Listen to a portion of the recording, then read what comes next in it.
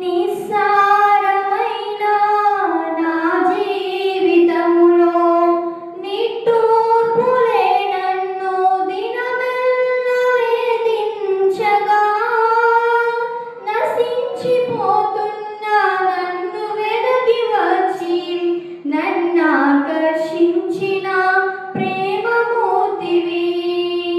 నిస్సారమైన నా జీవితములో నిట్టూర్పులే నన్ను దినమెల్లా వేధించగా, నశించిపోతున్న నన్ను వెదకి వచ్చి నన్నాకర్షించిన